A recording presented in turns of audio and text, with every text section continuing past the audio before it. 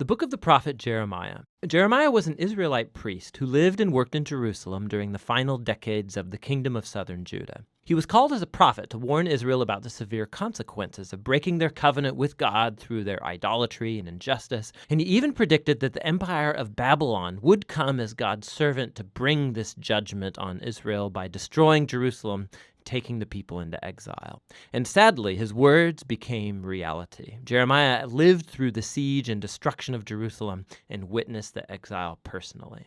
Now, this book came into existence in a really interesting way. Chapter 36 tells us that after 20 years of Jeremiah's preaching in Jerusalem, God called him to collect all of his sermons and poems and essays and commit them to writing, which Jeremiah did by employing a scribe named Baruch, who wrote down and compiled all of this material into a scroll. Now, Baruch also gathered lots of stories about Jeremiah, and he linked all the pieces together. And so this is why the book reads like an anthology, a collection of collections. It's all been arranged to present this prophet as a messenger of God's justice and grace.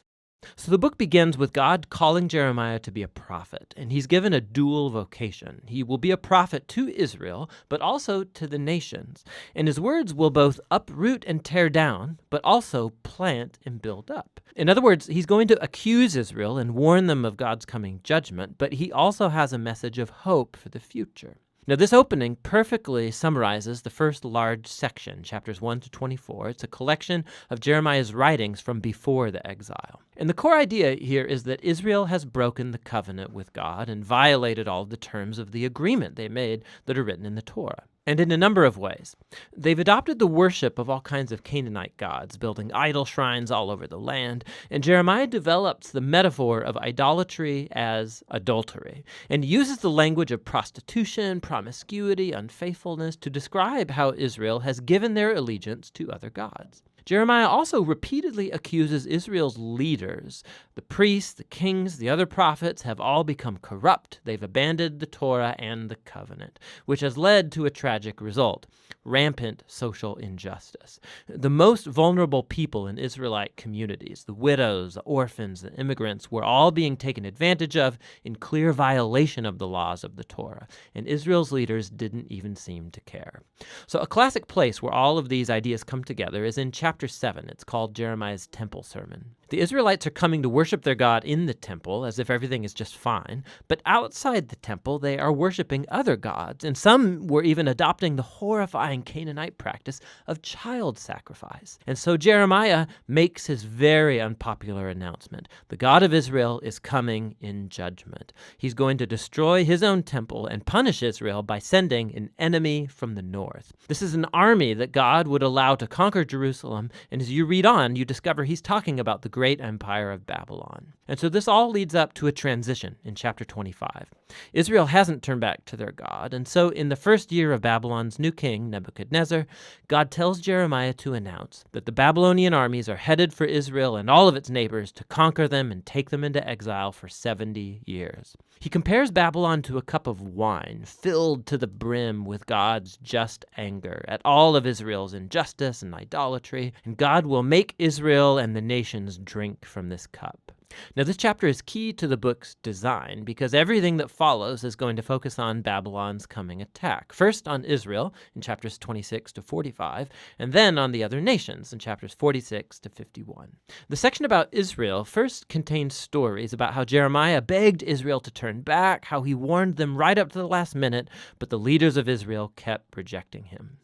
This section concludes with a large collection of stories about how Jerusalem was under siege and eventually destroyed by Babylon, and about how Jeremiah was persecuted all through that time and eventually kidnapped and taken against his will to Egypt by a group of Israelite rebels. Now, right here in the middle, in between all of these dark stories of disaster and judgment, is a collection of Jeremiah's messages of hope for Israel's future. So he picks up on Moses' prediction that after Israel had broken the covenant and gone into exile, see Deuteronomy 30, God would not abandon his people. Rather, he would renew his covenant with them and transform their hearts.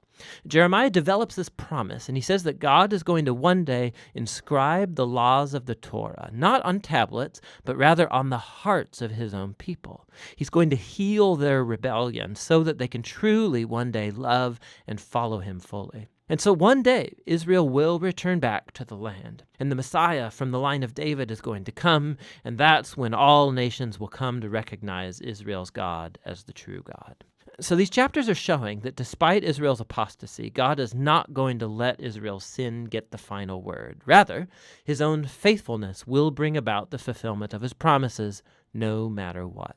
After this, we find the large collection of poems about how God is going to use Babylon to judge the nations around Israel. So Egypt, Philistia, Moab, Edom, Ammon, Damascus, Hazor. But then, surprisingly, the longest poems are saved for last, and they're about God's coming judgment on Babylon itself. So although God used this nation to execute his justice, God doesn't endorse their violence and idolatry. And so Babylon too will come under the standard of God's justice. And so Jeremiah denounces this nation's pride and injustice as well. Now, Babylon is larger than life in these poems, and it reminds us of the image of Babylon all the way back from Genesis chapter 11. Babylon has become the archetypal rebellious nation. In their glorification of wealth and war, God's going to give this nation over to its own destruction.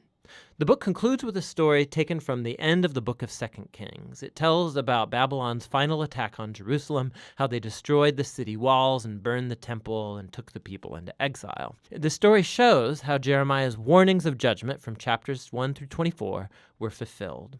But then the chapter ends with a short story about the captive Israelite king Jehoiakim. He's heir to the line of David. And the king of Babylon releases him from prison and shows him favor and invites him to eat at the royal table for the rest of his life, and that's how the book ends. So it's a little glimmer of hope. And this recalls Jeremiah's promises of hope from chapters 30 to 33. God hasn't abandoned his people or the promise of a future coming king from David's line. And so while this book contains a huge amount of warning and judgment, the final words conclude with a note of hope for the future. And that's what the book of Jeremiah is all about.